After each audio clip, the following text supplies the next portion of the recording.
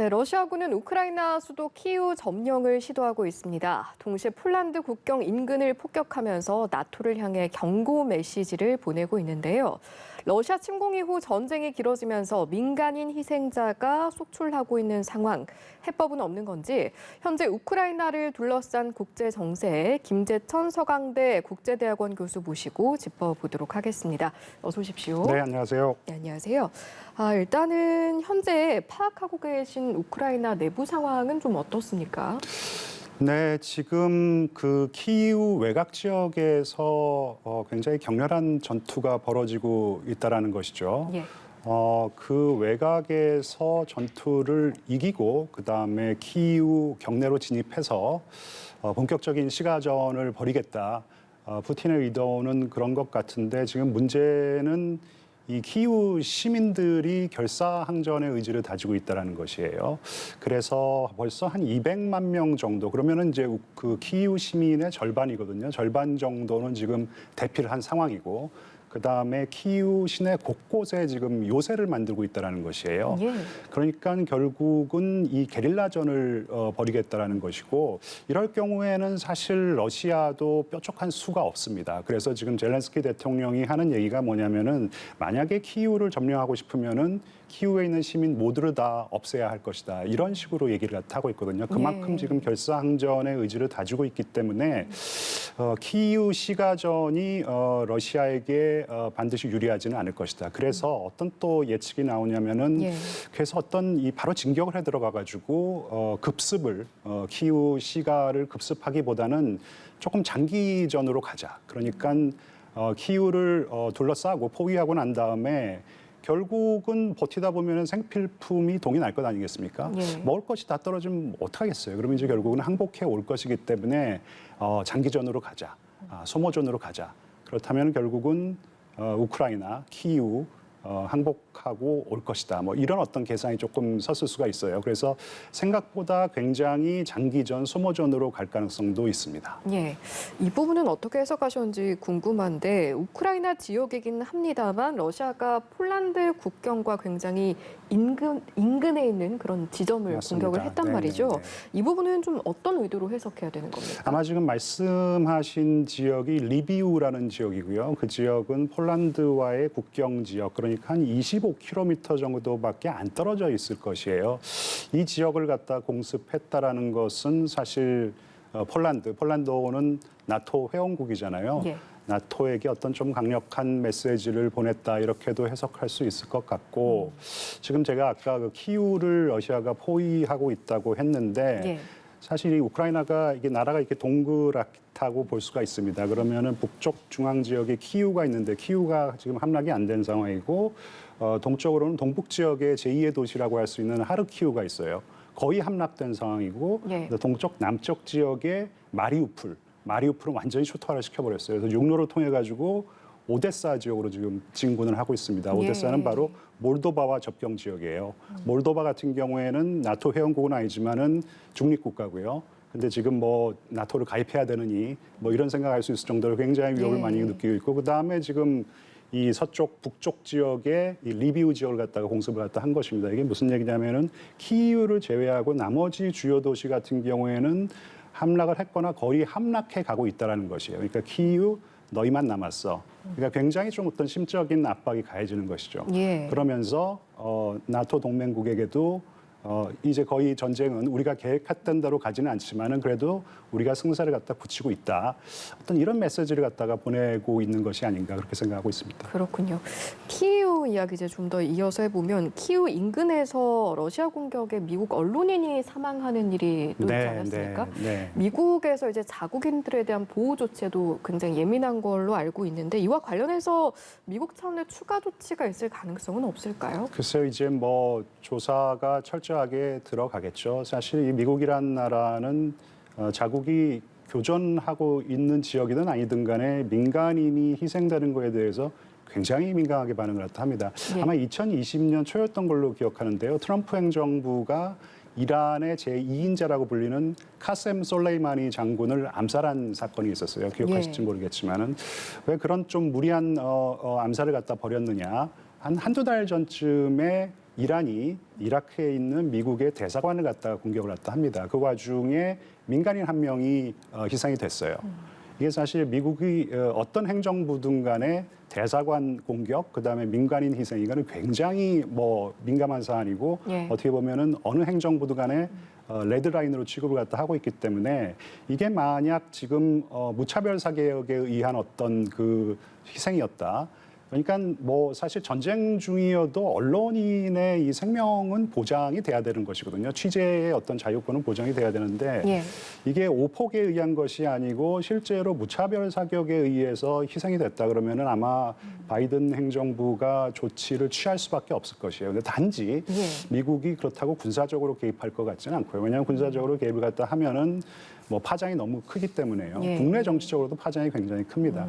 그래서 이 지금 언론인 사망이 이 미국의 어떤 군사적인 개입으로 이어지지는 않을 것이지만은 이게 만약에 러시아의 어떤 이 무차별 사격에 의한 희생이다 이렇게 판명이 나면은 바이든 행정부가 일정 조치를 취할 수밖에 없을 것입니다.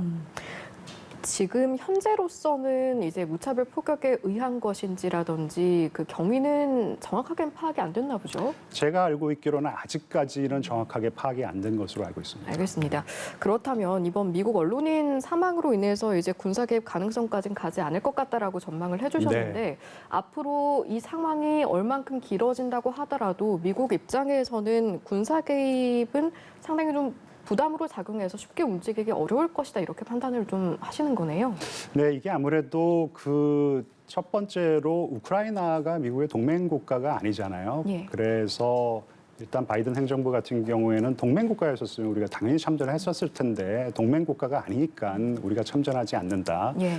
그리고 우리가 만약에 참전했었을 경우에는 이것은 뭐 제3차 대전의 발발을 갖다 의미한 것이기 때문에 그렇게까지 과연 해야 될 사안인가. 그리고 무엇보다도 미국 국민들이 해외에서 지금 발생하고 있는 어떤 이런 군사 분쟁에 미국이 자국 군대를 갖다가 파견을 해서 그리고 자국 군인의 어떤 희생을 갖다 감수하면서까지 관여를 갖다 해서는 안 된다라는 어떤 그런 여론이 압도적이기 때문에요. 예. 어떠한 상황이 발생을 해도 저는 바이든 행정부가 군사적으로 직접 개입하기는 좀 어렵다고 보고 있습니다. 알겠습니다. 현재로서는 제재 수위를 높이면서 대응을 하고 있고 또 외교를 네. 통해서도 제재할 수 있는 방법이 있을 텐데 미국과 중국의 외교 수뇌부가 또 이탈리아 로마에서 만난다고 그렇죠. 하는데 네. 이 만남이 좀 러시아에게 어떤 메시지라던가 영향을 줄 수 있는 부분도 상당할까요? 글쎄 뭐 미국 같은 경우에는 중국을 단속하려고 하려는 것 같아요. 사실 중국 같은 경우에는 지금 입장이 좀 애매해졌거든요. 물론 심정적으로는 러시아를 지지하고 있습니다. 저희가 이 러시아와 중국과 같은 국가를 수정주의 국가라 그래요. 그러니까 현상 변경을 도모하는 국가인데 왜냐하면 지금 현 국제 질서가 별로 마음에 안 드는 것이거든요. 현 국제 질서는 규범에 의거한 자유주의 국제 질서라고 합니다. 이 자유주의 국제 질서 하에서는 자유민주주의가 존중을 받고 인권이 보장받고 열린 시장 경제가 보장을 받는 어떤 그런 질서입니다. 근데 이런 질서가 싫다라는 것이거든요. 그래가지고 적어도 좀 변경을 가해야겠고 수정을 가해야겠고 그래가지고 조금 독재 국가들이 편안하게 살 수 있는 어떤 그런 질서를 갖다 도모하고 있습니다. 그래서 지금 푸틴이 뭐 유럽의 질서, 유럽의 이 안보 질서가 마음에 안 든다, 바꿔야겠다. 지금 시진핑 이 주석이 동조를 갖다 하고 있는데, 근데 이게 문제는 이 푸틴 대통령이 우크라이나의 주권을 침해하면서 지금 공격을 갖다가 감행을 갖다가 했다라는 것이죠. 근데 중국의 외교 정책 원칙 넘버원 가장 중요한 원칙은 주권이거든요. 예. 그래서 뭐 홍콩의 민주주의에 대해서 국제사회가 뭐라고 그랬었을 때, 야 이거 뭐 주권의 문제인데 너희들이 왜 개입을 해? 신장 위구르의 인권 문제를 갖다 제기를 했었을 때 이건 우리 주권의 문제고 타이완도 마찬가지입니다. 예. 그래가지고 지금 이 우크라이나의 주권은 지켜줘야 된다는 어떤 이런 발언도 좀 하고 있어요. 상당히 지금 좀 애매한 상황인데 제가 예. 지금 오늘 스튜디오 나오기 전에 뉴스를 갖다 보니까 러시아가 중국에게 군사 지원을 요청했고 경제 지원을 갖다 요청을 했다. 군사 지원? 예, 모르겠습니다. 주권을 침탈하는 어떤 이런 전쟁 행위에 중국이 군사적인 지원을 한다? 저는 안 할 것 같아요. 왜냐하면은 중국도 중국이라는 나라의 위상이 있거든요. 국제적인 예. 위상이기 때문에 예, 군사 지원은 좀 하기가 어려울 것 같고 경제 지원은 조금 가능할 것 같아요. 그러니까 일단 이 러시아의 석유라든지 그다음에 천연가스를 좀 사줄 수 있을 것 같아요. 근데 이건 뭐 장기적으로는 큰 도움은 안 됩니다. 예, 예. 왜냐하면 중국이 어떤 다른 수입원도 있고 그리고 러시아의 석유나 그다음에 천연가스 같은 경우에는 역시 유럽이 가장 큰 손입니다. 가장 많이 사주거든요. 예. 그리고 미국이 지금 만약에 중국 너희들 이 우리가 지금 부과한 제재를 갖다 어길 경우에는 너희들을 이 세컨드 보이콧이라는 게 있잖아요. 세컨더리 보이콧이라 그래가지고 제3국 제재라 그래가지고 제재 대상 국가의 제재를 어기는 나라, 그런 제재를 갖다 어기는 나라, 제3국을 대상으로 그 나라의 기업이나 그 다음에 은행, 그 다음에 정부까지도 제재를 할 수 있다라는 것이거든요. 그러니까 만약에 이제 중국이 이런 제재를 어기고 러시아에게 어떤 지원을 감행을 갖다 한다. 그럼 지금 뭐 미국의 서슬이 워낙 시퍼렇기 때문에 예. 글쎄요, 중국도 굉장히 지금 고민스러울 것이고 그렇겠네요. 러시아를 심정적으로는 도와주고 싶지만은 조금은 자제하고 있는 어떤 저는 그런 분위기로 파악을 하고 있습니다. 알겠습니다. 마지막으로요. 현지 시각 14일에 이제 러시아와 우크라이나 화상회담이 열릴 예정인데 어떤 이야기가 오고 갈지도 좀 궁금하고 혹시나 정상회담 가능성도 있을까요? 글쎄요, 정상회담 같은 경우에는요, 지금 젤렌스키 대통령이 푸틴을 상대로 정상회담을 하자 그러는데 푸틴 대통령이 젤렌스키는 신나치 정부의 괴뢰 수괴다 이런 표현을 썼거든요. 그래서 일단 만나가지고 만나든 아니면 온라인으로 젤렌스키 대통령과 정상회담을 하는 순간 젤렌스키 정권을 어떻게 보면은 정당화시켜주는 것이기 때문에 정상회담까지는 가지 않을 것이라고 보고요. 예. 단지 지금 그 회담이 벌써 세 차례가 개최가 됐고 그러면서 이제는 상대방에게 일방적으로 어떤 그런 최후 통첩을 하지 않고 실질적인 내용이 지금 좀 논의가 된다고 하니까 양국이 조금은 어떤 퇴로를 갖다 서로 그러니까 엑시트 플랜, 출구 전략도 조금 모색하는 게 아닌가 그렇게 판단하고 있습니다. 알겠습니다. 여기까지 듣고 마무리하겠습니다. 지금까지 김재천 서강대 국제대학원 교수와 함께 이 시간 채워봤습니다. 고맙습니다. 네, 감사합니다.